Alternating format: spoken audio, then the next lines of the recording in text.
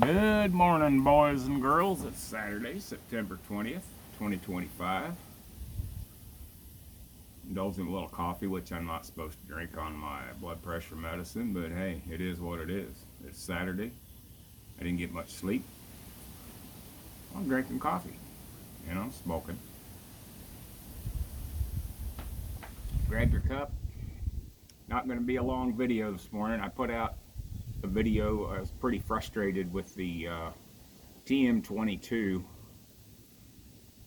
Rock Island Arms 22 long rifle, semi-auto AR style gun. Could not get it to zero in. Put on two different scopes. Same issues. You think you got it dialed in, and then it starts slinging bullets left, right, up, and down. Not huge, but when I shoot, I want to hit what I shoot at, and I don't compromise when I shoot. I like the bullet to go where I want it to go, whether it's at a deer, a coyote, whatever the case may be. And all my guns are sighted in, and I don't have any issues with them. But this thing, man, I'll tell you what, I was starting to get really pissed off at either the scopes or the gun itself. And I got to thinking, most companies have pretty good support. So I thought, you know what? I'm going to call Arms Corps, who is, they're kind of the manufacturer slash importer slash they take care of these guns, Rock Island Arms. They're out in Nevada.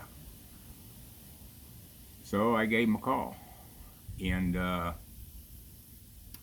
had a very, very good conversation with one of their techs out there. And got some new information. The manual on that TM22 suggests using jacketed bullets, but nowhere does it say, hey, here, use this. It's not like depending on your twist in a 223 or a 308, what grain, what bullets shoot the best. That stuff is kind of, whether you got a 1 in 9 twist, 1 in 8, 1 in 10, whatever the case may be. It's pretty easy to dial it in, what shoots best, what you really shouldn't shoot, what grains you want to avoid in certain twists, that kind of stuff for accuracy.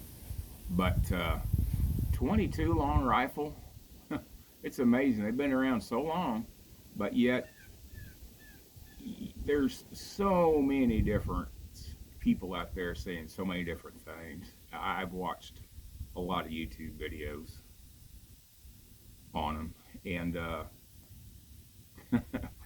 there's no real good information out there. It's amazing,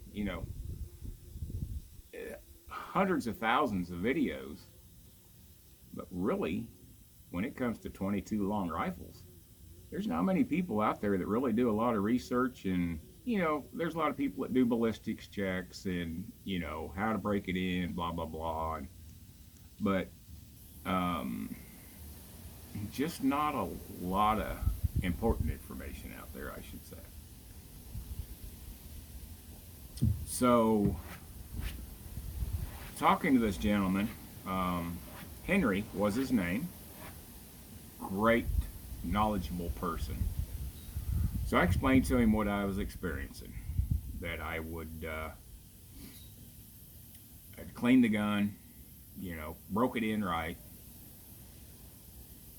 I attempted to zero it in with jacketed, pretty much high velocity rounds in the beginning, and then some inexpensive rounds, lead non-jacketed and copper jacketed. Well, told him what I'd done, went through everything, told him exactly what I was experiencing.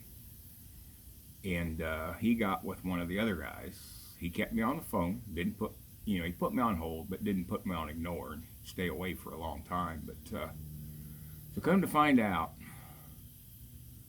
this TM22 requires at least a 42 grain bullet. That's what it prefers, 42 to 46 in that area. You can shoot 40s as well. They're not going to be quite as accurate, but steer clear of the 36s, 38s, all the way down the spectrum. You can get 22 long rifles from about, 24 grain all the way up to like 48, 50 grain, depending on what you're shooting. But they require a jacketed bullet, period. Don't shoot anything else in them. I mean, if you're just going out, you just want to rattle off 1,000 rounds and waste time and money and not be accurate, yeah, go ahead. But be sure to clean your barrel afterwards, because you're going to leave a lot of lead deposits in it. But so he said on velocity, what, about 1245, roughly between about 1240 and up to about 1325 velocity, meaning muzzle speed. So I haven't shot any of that yet. I do have some, and I'm going to, but I spent this morning cleaning it up, getting it ready. But we had about 3/4 of an inch of rain, and y'all know that the backyard is tore up for the septic system, and it's a mess. I'm not going to mess with that. It's going to be a few days. But it was very interesting talking to Henry out there with Arms Corps. He walked me through some steps, and what I was most impressed about, he said, take the time, do what he suggests, get this other ammo, get the gun ready to go, shoot it, see if I can zero it. He says there's no reason why I can't put these. He said you'll probably never drive nails with it. And I said, well, I don't have to drive nails, but I want a grouping within 1 inch of center. Anything less than that, to me, in a 22 is not acceptable. So after our conversation, he said, do this. Go ahead, attempt to zero it in again. And if I can't, that either they'll send an RGA and pick the gun up and take it in and check it, and if there's an issue, they will replace the gun or repair whatever's needed, which is probably going to be replaced. It's going to be cheaper just to replace it than to try to repair it in this case, because if it's slinging bullets, that's usually a defect in, could be rifling, could be something in the chamber. It just, there's a lot of things that can make a gun do what it's doing. But very impressed. So keep that in mind if you were to buy one of these and have any issues. Arms Corps, which they're the ones who bring in and distribute the Rock Island Arms TM22s. I think they bring in most all the Rock Island. I'm not sure, but very impressed with the guys out there, especially Henry. Excellent information from him. Excuse me while I get a hair out of my eye. But no, I just thought, if anybody had watched the video and about my frustrations, this will kind of maybe give you an idea. If you're experiencing the same thing with another gun, whether it be a Marlin, Winchester, Ruger, Savage, whatever the case may be, might be a good idea to maybe contact the manufacturer. Hold on, boys and girls, I got something in my damn eye. Okay, try this again. But yeah, don't get frustrated. And don't be scared to make a call. It's not the first time I've called a manufacturer on one. I think Ruger, I had a Ruger Super Blackhawk 44 mag that I had some issues with. Seemed like the timing in the cylinder was a little bit off. I was getting a lot of lead splatter out of it. And come to find out there was an issue. They sent me a new cylinder, but that's been, I don't know, 40 years ago, something like that. So, you know, not all of them come off the line perfect. Some of them have issues. But, yeah, you know, I'd put, all together, I put over 1,000 rounds, basically, through this 22. And was getting nowhere.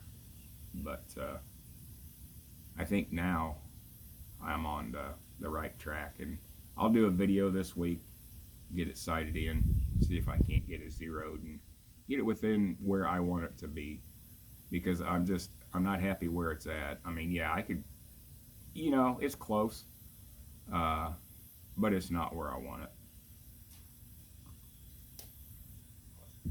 So I just thought I'd update you after I put out that video this morning. You might look at it, watch that video, and look at what I experienced, and see if that's something you've experienced with a 22 long rifle issue. But be sure to like, share, and subscribe if you like what the videos are.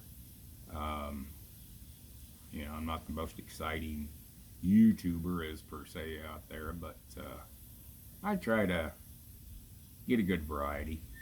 And this week I'm gonna, like I say, if I get a chance, we're supposed to work on the cat bulldozer this week, so I may not get a chance to resight this rifle. But if I do, I'll take you guys along and see what we come up with. See if I got to get a call tag or if it's going to be shooting straight.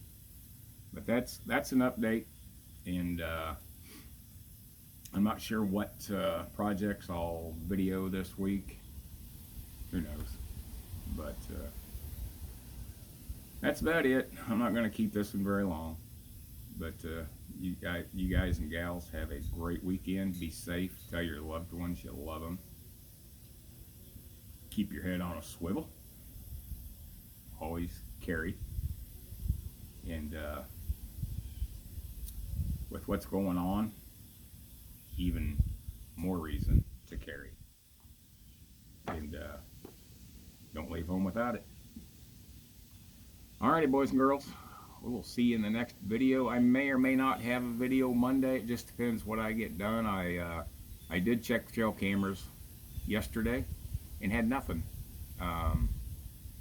No movement at all for Thursday night, which is kind of odd, but weather's been a little weird up and down, so maybe they just decided to stay home. That's about it. I will see you in the next video. Y'all be safe and have a great weekend. Peace. See you in the next one.